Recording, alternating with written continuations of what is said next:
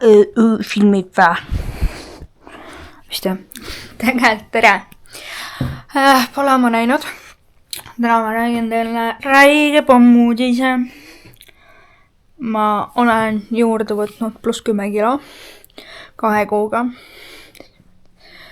See on nagu täiega õudne. Sest ma tean, kui keeruliselt need 10 kilo lähevad. Ja see ei ole sellest, Katrin, et sa ei teinud mitte midagi, ainult sõid ja värki. See on tingitud rohtudest.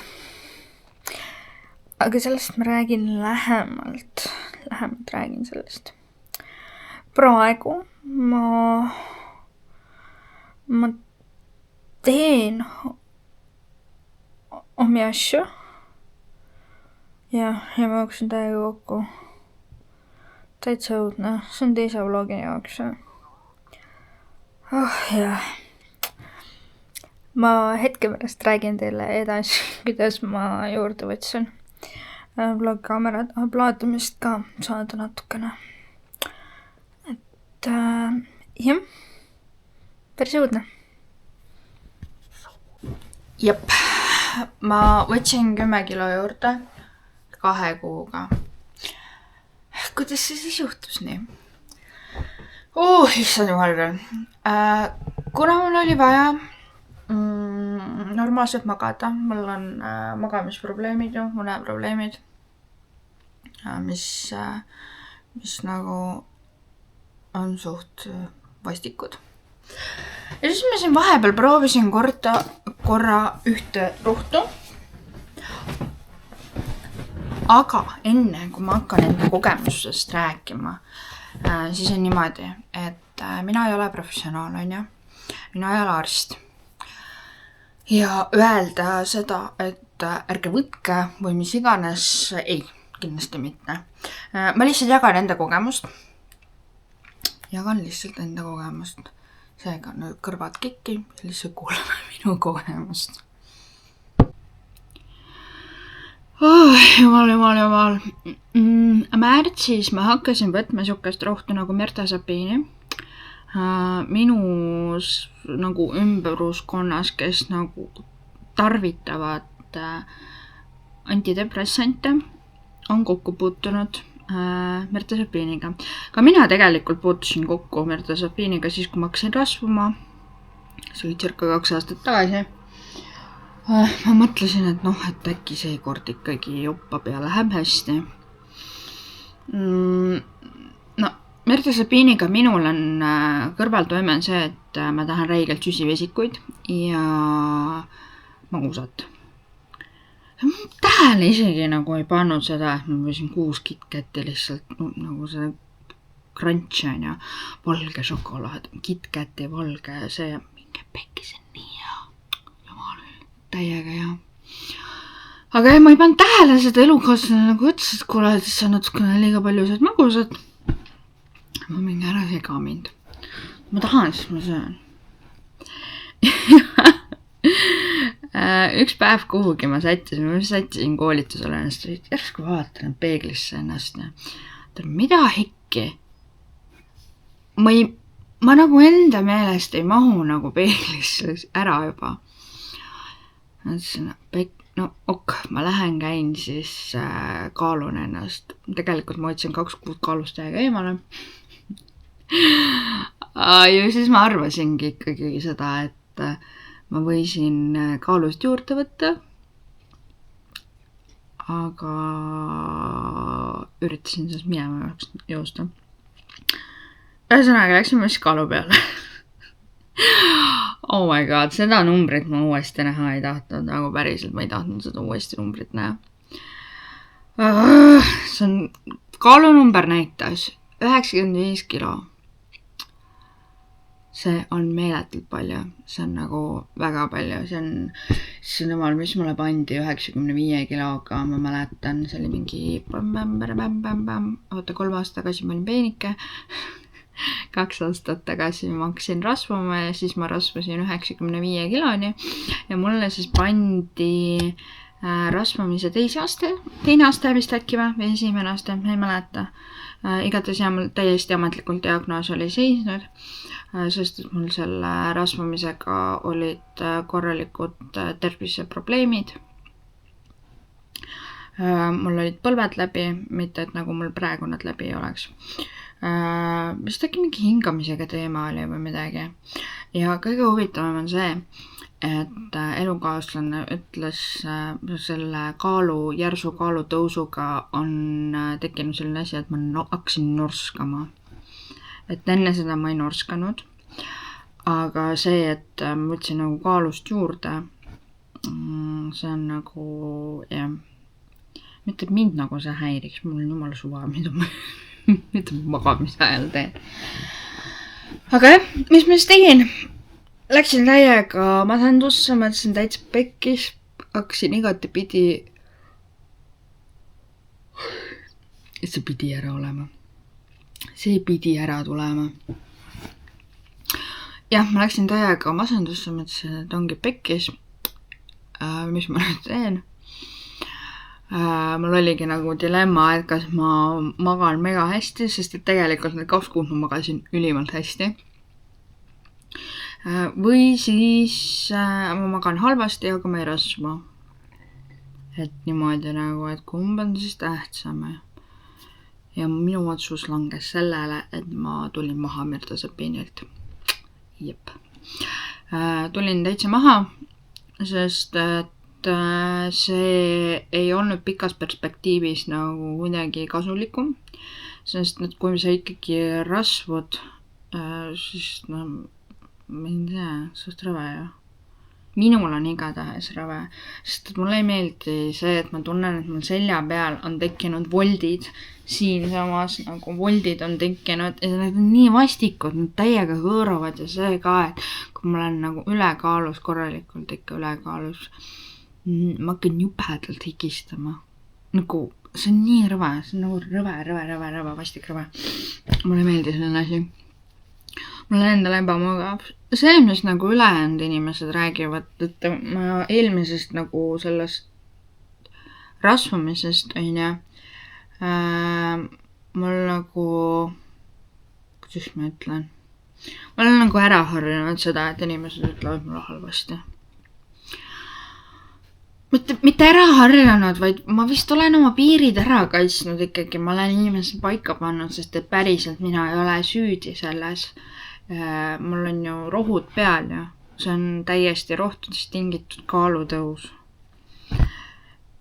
Ja jah, no ikka on vastik, ütlen ausalt, ikka on vastik kuulda seda.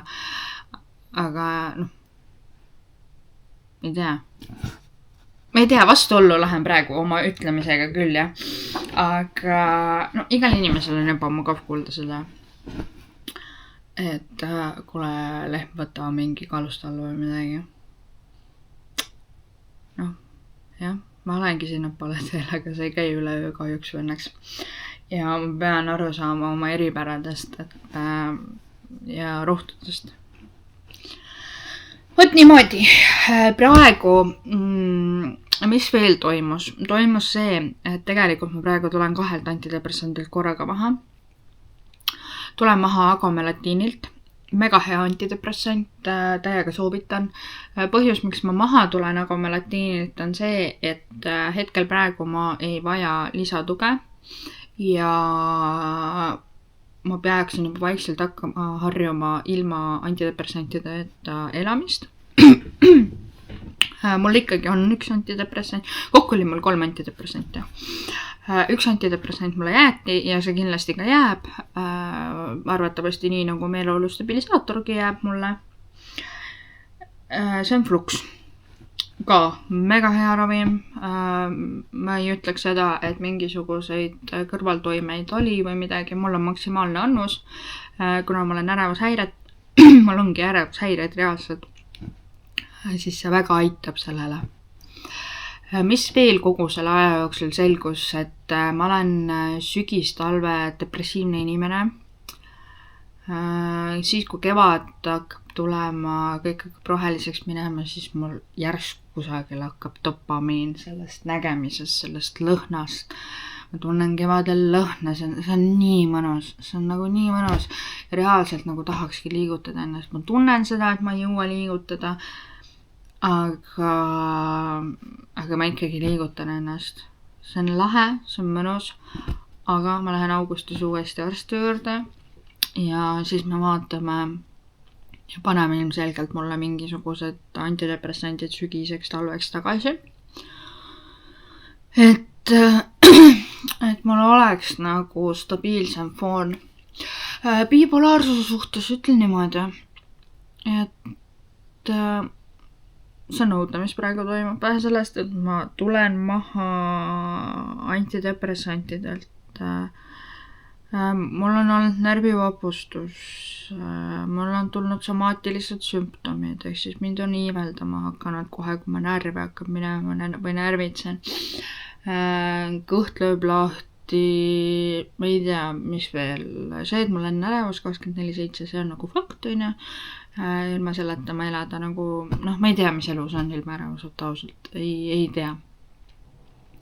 Ja mis mul veel, ja see, et mul bipolaarsuse hüpomaaniline faas täiega lihtsalt peksab peale, siis mul ongi nagu üks päev ma olen depressiivne, teine päev ma olen hüpomaaniline, kolmas päev ma olen normaalne ja siis niimoodi käingi. Ja see on haige, see on nagu megalt haige. Võib-olla teil tekib küsimus, et äkki ma olen rase, ei, ma ei ole rase, kindlasti mitte. Nende laste asjadega ütlen kohe avalikult ära, et ma ei plaani lähimal 4-5 aastal mingeid lapsi, sest et mul on vaja muud asjad ära teha ja siis ma saan hakata lõpuks mõtlema nagu laste peale.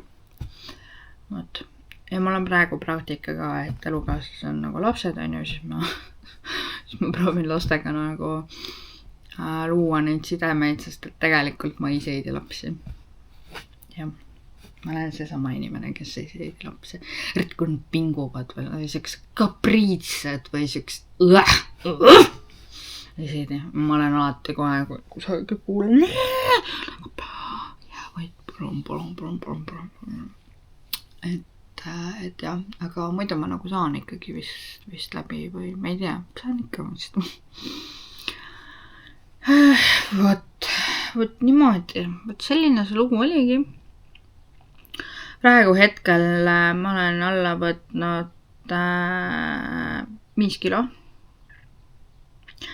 Jep, need olid põhimõtteliselt pool sellest oli nagu õhukaal, sest et vesi, pedelik, kõik asjad, mürtasapiin, pregapaliin, mis mul on, need hoiavad vedeliku kinni kehas ja praegu on hetkel liiga vara võib-olla rääkida kõigest sellest, eks vaatame, sest et ma üritan tegelikult ka tasakaalustatult toituda. See on ka väljakutse minu jaoks, sest et vahetevahel ma ikkagi tahan rämpsu, ma luban endale ka patustada, sest et ühe asi ma olen aru saanud, kui ma ennast keelan, siis ega ma pärast poole öösel söön seda ka jumala suvane. Seega ma ei tohi keelata, kui ma tunnen, et ma tahan, siis ma söön. Ja nii ongi. Aga tasakaalustatud ma vähemalt 3-2 pean ikkagi toidukorra nagu tasakaalustama. Ja kindlasti jalutamine, jooksmist ma praegu hetkel ei tee, sest et närvisüsteem vajab taastamist, siis ma puhkan praegu jalutamas käin ikkagi. Mida küll pikki, hetkel praegu ma tõesti ei viitsi, täna ma ei viitsi, ma täna jalutan poodi ja koju tagasi. Et jah, võtti mõõdi. Täiesti lõpp. Teate, mis ma eile täiega haigutasin. Räigelt haigutasin. Lihtsalt tühi haigutamine tuleb nagu. Ei ole nagu uni taga või tegelikult ma olen väsinud. Aga tere tulemast tagasi bipolaarse vlogidesse. Nüüd hakkan iga esmaspäev kell 7 endoloogia välja panema, sest et ma mõtlesin, et isegi kui ma teen nädal minuga, siis pühapäev nagu jääb välja. mis ei ole väga nagu huvitav. Ma ei usu praegu hetkel, et ma suudan teile pakkuda seda nädal minuga vlogimist. Ma võib-olla lihtsalt näitan oma seda igapäevast elu ilma nagu filtriteta. Milline päriselt see võib olla. Sest et ma sain aru sellest, et ma ei suuda idealiseerida enda elu. Sest mu elu ei ole ideaalne. Iga päev on mingi jama on, aga see ongi elu. Kõigil on meil selline, ma ei ütle niimoodi, et ma olen ainuke selles maailmas. Kindlasti mitte. Et jah, mina ei saa selleks vlogijaks, kes nagu jätab ukse taha seda, mis päriselt nagu toimub. Minu arust saab ikkagi see, et ma näitan päriselt teile, mis toimub. Mis nende suletud uste taga siis nagu päris see köök on. Asi on lihtsalt selles, et kuna ma ei ela üksindajana, siis seda just elukaaslase poolt, suhed me niikuinii ei lahka, mitte kusagil. Ainult kui räägin oma sõbrannadega, kui midagi on. Aga avalikult ma seda ei jaga ja palun ka austada seda. Ma näitan teile enda olekut, enda bipolaarsust, enda, ma ei tea, ärevust, mis iganes. Et jah, kuna mu elukaaslane ei soovi seda avalikku tähelepanekut, siis ma ka austan seda. Sest et ta austab minu vlogimist ja tal on täiega okei. Ja ta aitab mind vahepeal. Et jah, võt niimoodi. Tänaseks me siis lõpetame. Jutud on praegu ära räägitud. Ja järgmine esmaspäev juba kohtume. Vahepeal ma midagi TikTokis ka postitan. Instagramis läksime nüüd üle ikkagi minu selle ametliku enda kontole, isiklikule. Et ma ei hakka 2 erinevat kontot pidama, sest et minu jaoks on ikkagi see keeruline. Monteerin vloge nii nagu oskan. Nii nagu suudan, sest et ausalt öeldes ma ei viitsi sellest teha. Aga pole hullu, saab hakkama. Nii et näeme juba järgmine esmaspäev. Bye!